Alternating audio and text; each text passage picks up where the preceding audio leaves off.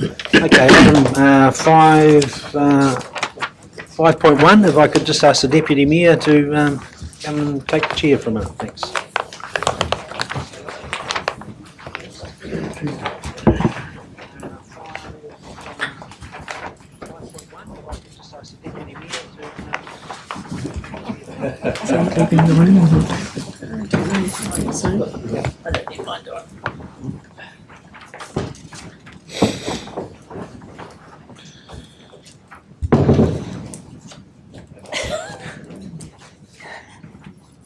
Lots of copies now. Right, okay. Okay, so Nick, thank you. This matter's been ongoing since 2014. It's had a long germination. Over that period, there's been a collection of reports which have been presented to elected members. There have been several rounds of consultation or engagement with the community to gather views on different aspects. And you've had some technical information such as arborist advice along the way as well. All of that forms a body of information which you need to use in terms of your decision making today. But essentially sitting at the heart of the matter is a decision around the level of vehicle access onto the reserve which you believe is appropriate. And in considering that, there are a number of, I guess, elements or matters which you need to weigh up. One of the key ones is a responsibility around the district plan. District plan identifies a number of trees, the poplar trees on the reserve, which are considered to be notable and therefore require a level of protection. In a practical sense, that means that vehicles should not be parking within 4 metres of the base of those trees. There's a policy indication that a greater level of protection would be desirable, but in a practical sense, that 4 metres provides a very clear boundary.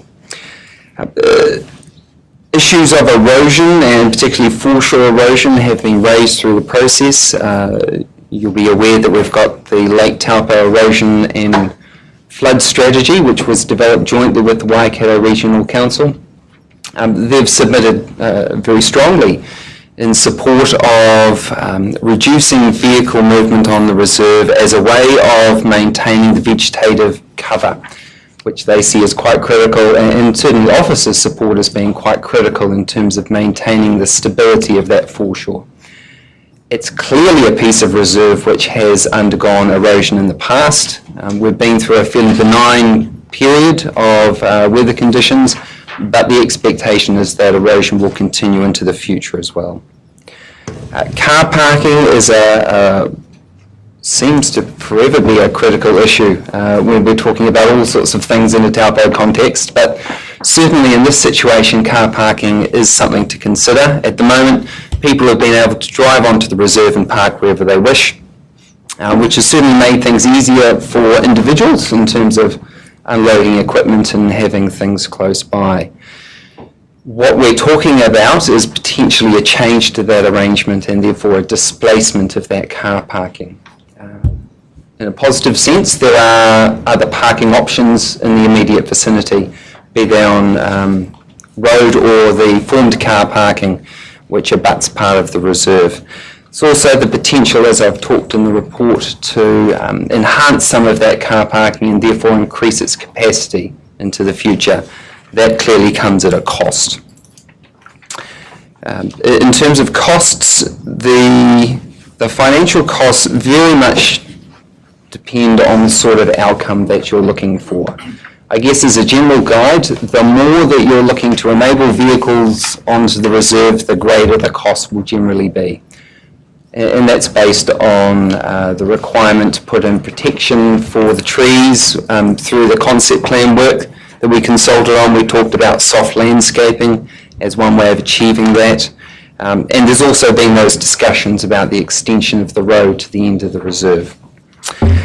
But the last factor I wanted to talk about is, in my opinion, one of the key ones, and that's the growth of Kinloch. Since 2007, when the Reserve Management Plan was adopted, we've seen about a 57% increase in the usually resident population. Kinloch has gone through a boom in terms of population. that's expected to continue into the future. We've got probably a little over a third of the structure plan area still to be developed in Kinloch. So there's going to be more people there, there's going to be more holiday homes there and people looking to utilise land at a peak.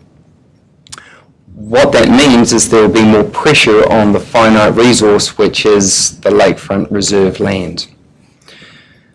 One of the questions you've got to weigh up is what's the best use of that land looking to the future? Is it a mixture of parking and picnicking or recreational activities, or do you want to shift that balance? And the officer's view is that balance should be shifted towards allowing people to recreate on there and not so much of the vehicle parking. So those are the issues, those are the things which we believe you need to consider looking forward, and I'm more than happy to take any questions. Yes, Zane? Through the Chair. Thank you, Nick. Just you mentioned about pressure on reserves, and there's a third more of that place to be developed. Is Council taking any steps to rectify communal living space issues? Because obviously we would have done this when we structured the whole setup in the first place, I would think, in regards to where we're going to put more reserves. Are we allocated as part of that development process out there where there's going to be more reserves? So as subdivisions take place, there are discussions about specific subdivisions and the requirement for reserves, and that is something that happens as a matter of case. I guess the point I'm making is that the Lakeshore Reserve is a very finite resource. So even though we may create more open space reserve areas in subdivisions, which happen further back from the lake, the fact seems to be that people wish to go and sit beside the lake when they picnic. It's a Kiwi right. Yes. It's a right we Kiwis have.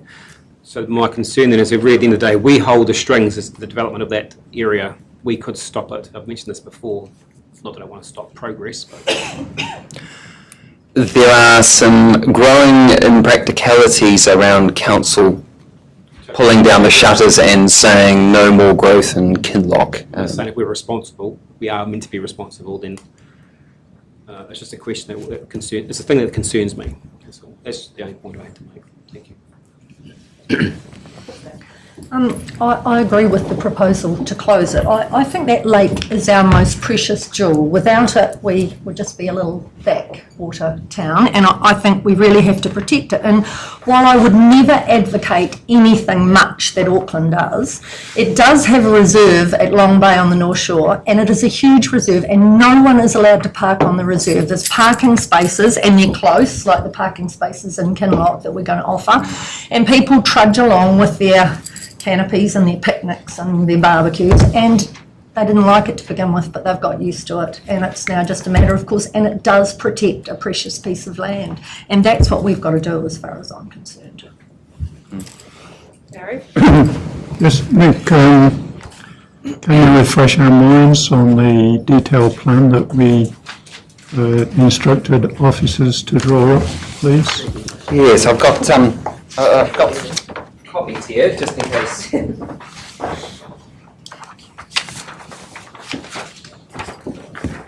Okay.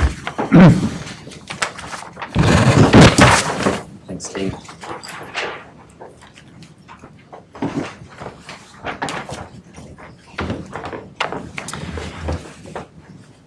So this is the concept plan that you went out and consulted the community about. The plan was intended to ask a few questions and seek community feedback. And you'll see on the right-hand side there's the blue dotted line. That's extending from the point where the current chain is, prohibiting any further vehicle movement, through to the end of the reserve, creating a turnaround area. You'll also see some sort of yellowy green shaded areas. Those are essentially the protected areas, the minimum protected areas we would have to have around each of those notable trees. And one of the questions that we talked about at the time that this was being developed was the approach you took around that level of protection. Do you simply put up a post and rail fence, or do you look to use a different combination of ways of keeping vehicles away? Maybe some of it's soft landscaping, maybe some use of rocks, potentially you put picnic tables around some of the edges. So you could look at a real mix of different ways of keeping vehicles away from those areas. That all comes at different costs depending on the sort of outcome that you're looking for. But very much the focus was, does the chain stay where it is, and does the road get extended, or is the status quo maintained, or is there an alternative? Nick, I have a question. Can you tell me, is there a ski lane along that part of the beach, please? I just can't see it marked here. I believe the ski lane is to the left of the Scotsman's Ramp as you're looking at the... That. Yeah, so to the left of the page. Now, one of the interesting things that we've noted over the years with regard to car parking is that that car park area that's formed to the left of the map, so it's just off the edge of the map, tends to be used by those who go and launch their boats at Scotsman's Ramp and then park their car and trailer in the parallel car parks on the road. If you were to change the configuration of that car parking to angled car parks, what you would end up doing is moving those people in with their cars and their boat trailers over towards the other side of the marina, where they've got the opportunity to park on the domain there. So you'd be displacing that sort of car parking as well. I read somewhere that would, how many car parks would that? You approximately add, I think you've got about 17 there at the moment. You get to about 46, depending on your engineering, but it's in that ballpark.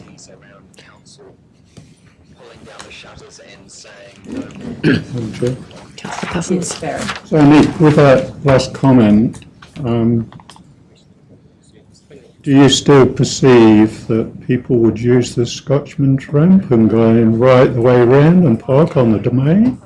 No, because in reality what's happened is a couple of large bollards have been sunk very deeply either side of the Scotsman's Ramp to ensure that you can only launch very small craft, as per the decision that Council's previously made. So in reality, what I think we're going to see is a lot less usage of that Scotsman's Ramp, particularly for the larger boats, which will now be forced to go around and utilise the proper boat launching facilities in the marina. Be interesting to see over the summer. Yeah, and I guess that's one of the challenges. Whenever you make change, you're never 100% certain about how people will react to that change. And we've talked about car parking. If you change the ability for people to park vehicles right on the reserve and drag their chili bin out and put it next to the car, if you change that scenario for them, they may choose to go to a different reserve. They may choose to park somewhere and drag their equipment down. They may choose to walk down to the beach and not take a chili bin. People's behaviour will adjust, and what we're not 100% certain on is exactly how it will adjust. I guess a good example is on the other side of the marina, you've got a turnaround area and some car parking next to the playground. That's an area that enables people to drop off or park if they're not able to walk very far. We may well start to see that side of the marina utilised more by those sorts of people as opposed to this side. It's unclear until you actually make some change exactly what those implications will be. Through the chair. John. Yeah, thanks very much. Obviously, one of our major responsibilities is protect the integrity of that beach through our law, through our strategy. And by doing it, obviously, it's going to maintain the quality for people to enjoy that beach as well. But on the other hand, we have, I do take Councillor Cousins' point, as we mentioned, the growth in the district, the Kinloch area, with holiday makers and residential development, where we have to consider the peak periods with people wanting to park, parking down there. There's the option of angle parking, etc. But so I'm tending towards thinking I don't want to see the whole beach closed off. I'd like to see I don't want to see it completely open as well at this stage. That's the way I'm thinking at the minute. So you're thinking leave it open? What are you thinking? The part of the reserve open. As it is. Yeah, status quo. Yeah. Could I just, through you, Madam Chair, ask the question? Page 14 of the agenda paper states in that if the reserve was closed to vehicles, it would comply with the district plan. Then when we have a look at the reserve management plan in regards to parking, it states allow vehicle access and parking within the reserve in designated areas only. What does the district plan actually say for reserves, vehicles or no vehicles? The district plan doesn't have a view on parking on reserves. The district plan talks about the notable trees, and it talks about not having vehicles within 4 metres of those notable trees. Okay, so the comments in the agenda that states would enable council to comply with the district plan isn't exactly correct. They are exactly correct. If you close the reserve, then vehicles can't park within 4 metres of those trees and you will comply with your own district plan. If you erect barriers around the trees, as long as they're 4 metres away from the base, you will still comply with your district plan. At the moment, you don't, because cars can drive directly onto that reserve and park underneath those trees. Thank you.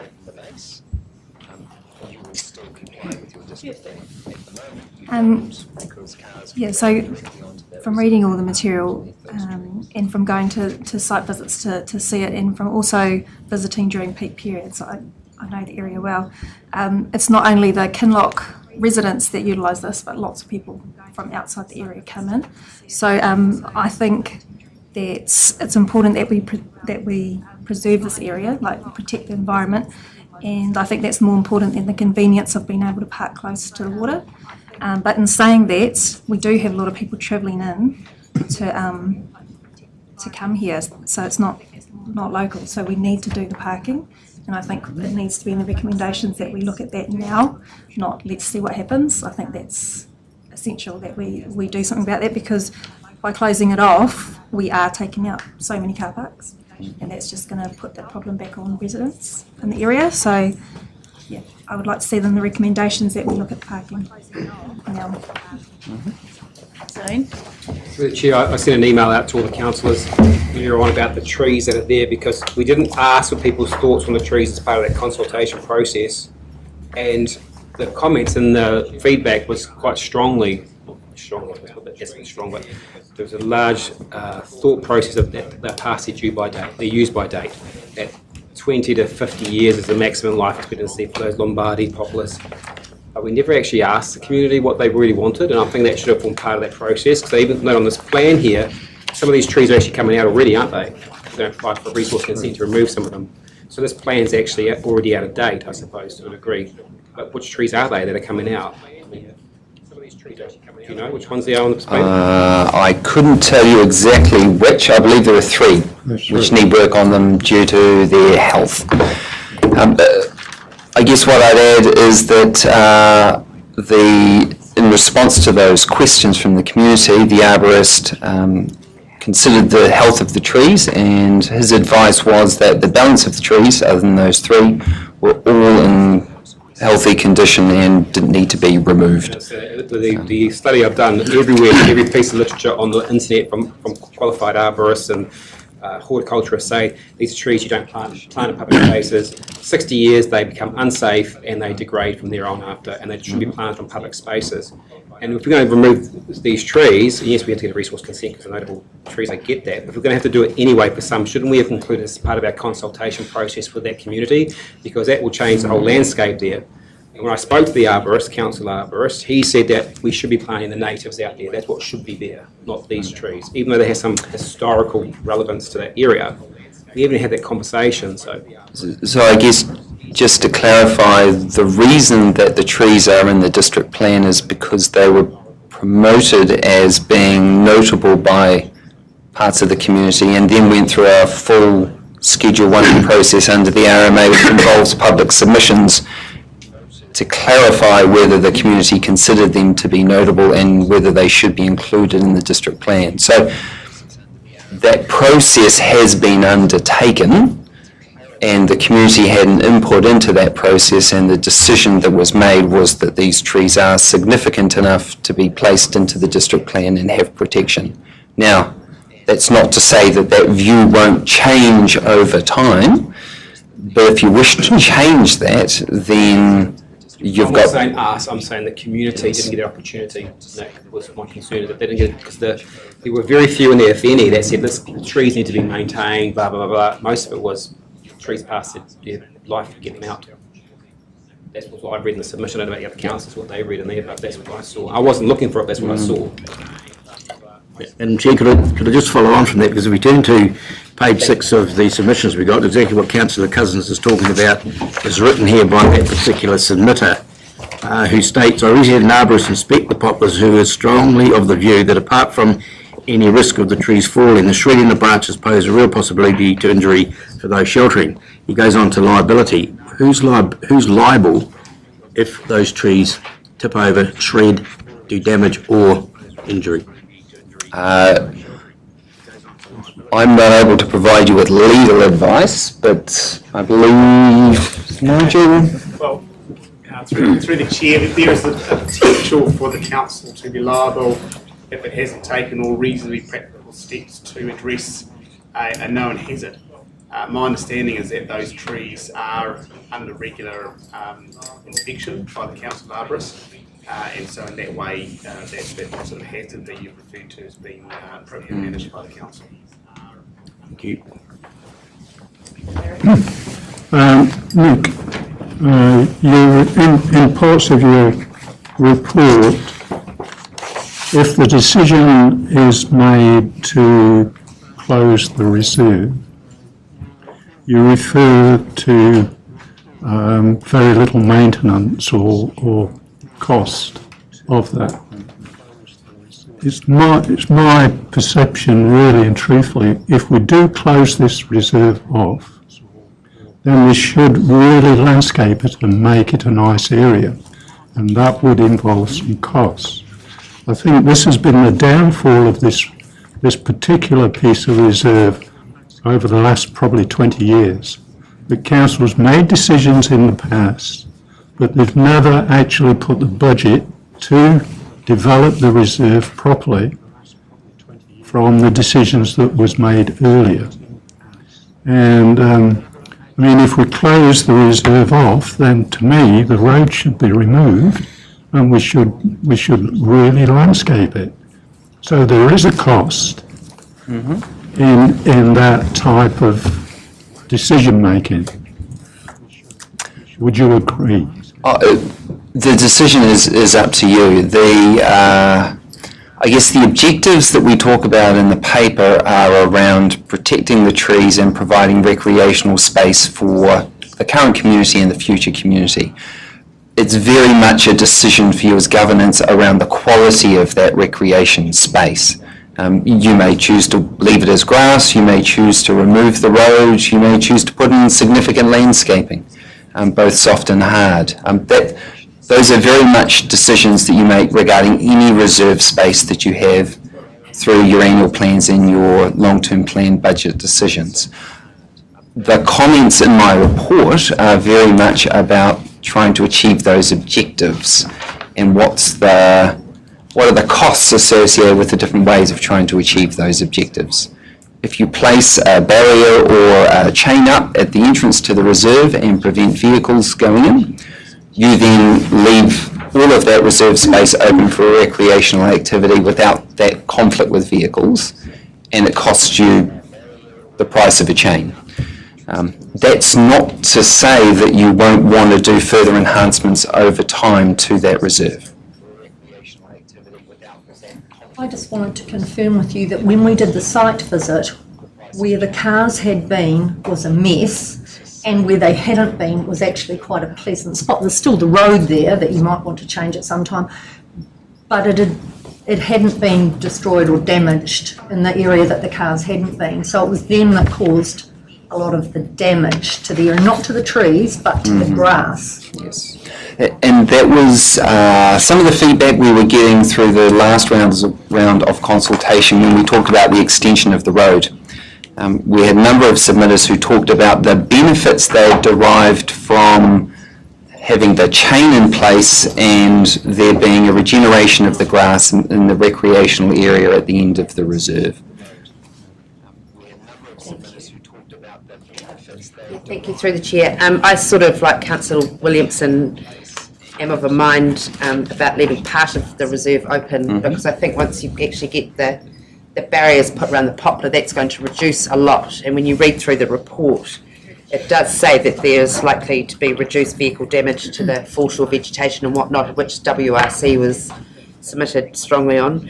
However, if the democratic process was that the reserve be closed, I would like Councillor Truman, that the angle parking be instigated immediately. Yes. I think it's all worth to be mindful that 70%, 3/4 of the submitters wanted to status quo through both consultation processes. So if consultation is worth being regarded, I know we have to make hard decisions contrary to public opinion, but. So I'd like to know, perhaps Dennis, would you be able to give us an idea of the timeline to put in the parking and the cost? How long would it take if we decided to close? By Christmas? By Christmas? No.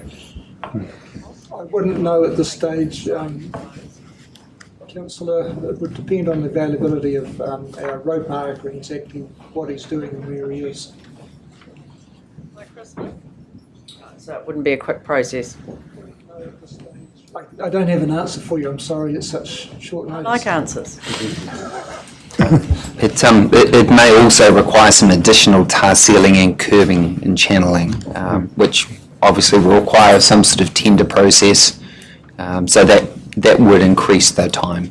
I think realistically we're probably unlikely to have a rearrangement of that car parking in place for the peak of the Christmas period coming up, but would certainly be in place for the 17-18 summer. I would tend to agree with those who are, if it was agreed to close it, I would say we would have to have the parking organised prior to that. We've talked a lot about the parking in that area directly fronting the reserve. The other consideration, of course, is there is the potential to park on the road in the adjacent streets. Now that potentially causes some tension with adjacent residents. That's something for you to consider. Right. Yes. So how do we all feel? Do we have a mover for any of those suggestions, which are? Where are we? Well, I would move the recommendations on 5.1, page 14, the three of them. Receive the submissions, agree to close the reserve to vehicles, agrees to make changes in the reserve management plan. So I'd move that way. And I'd second that.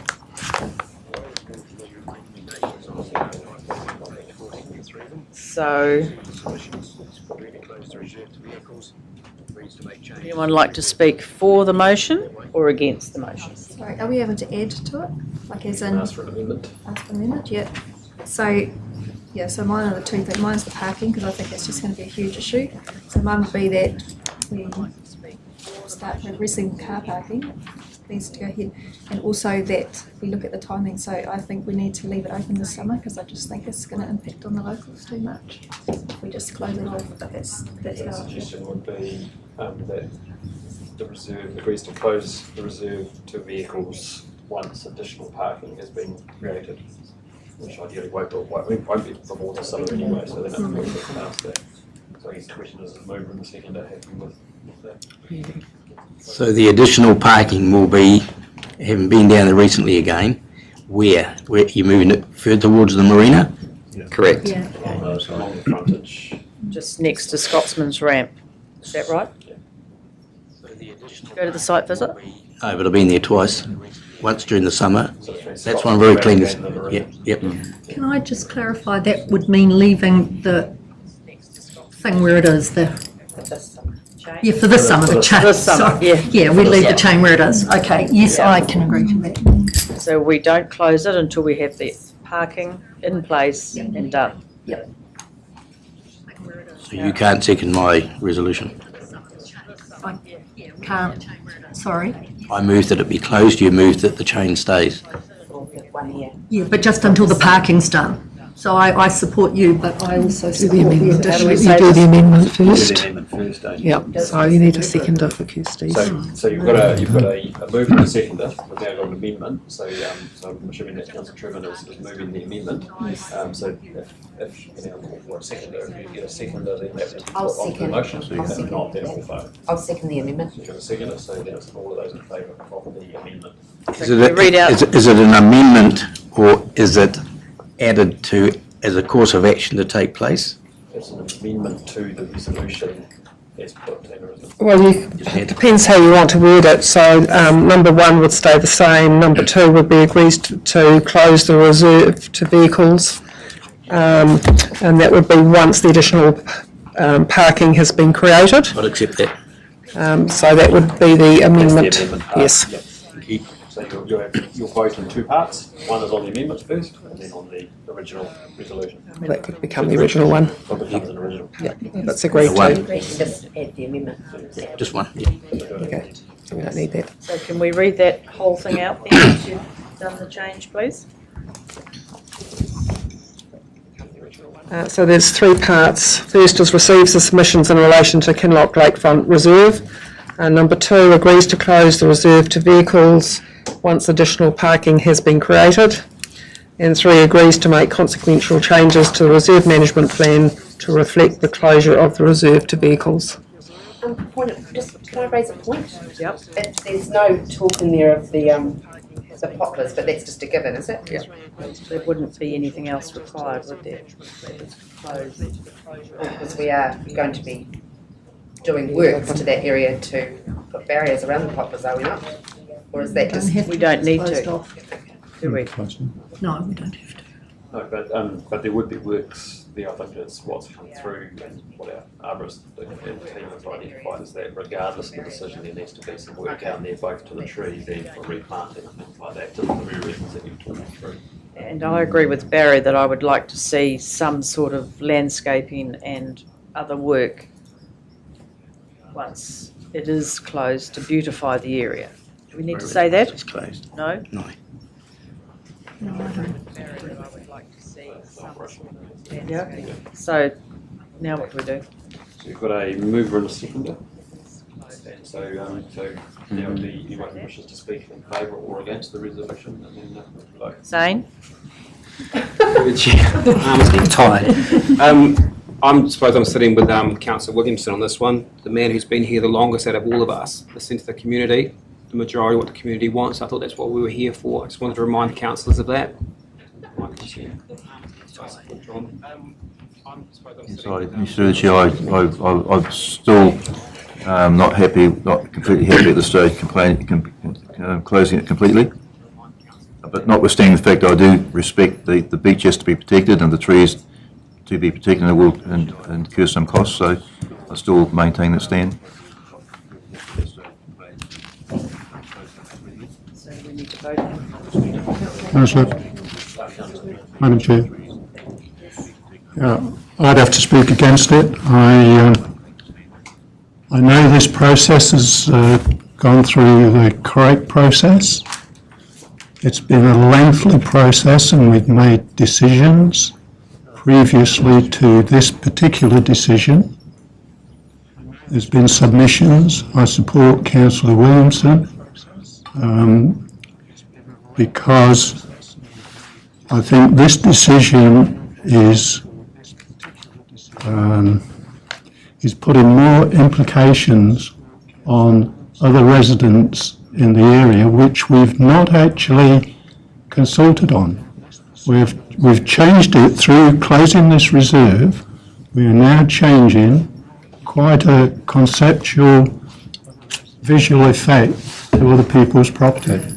by putting further parking down on the other side of the Lake Terrace.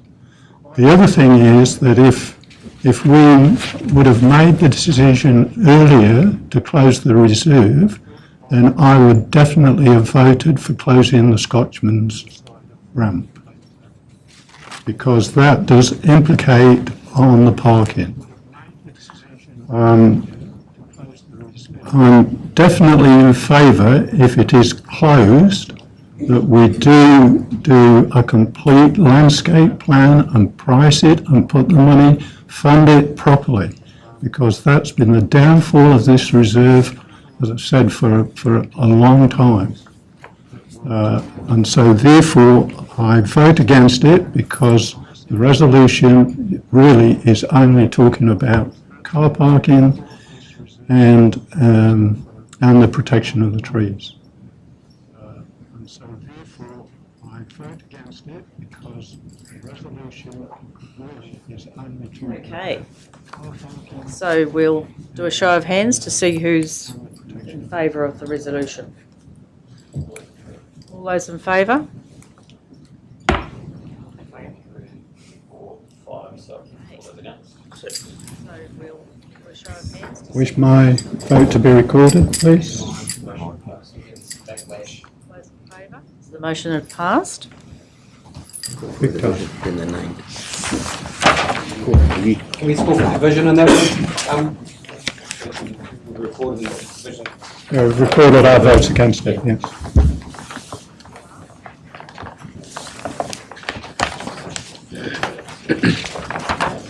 Yeah.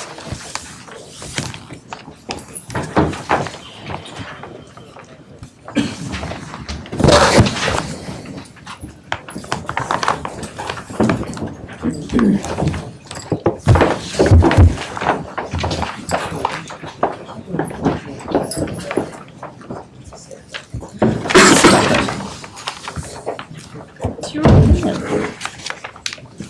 You're not always right. Okay, thank you, Councillor Harvey.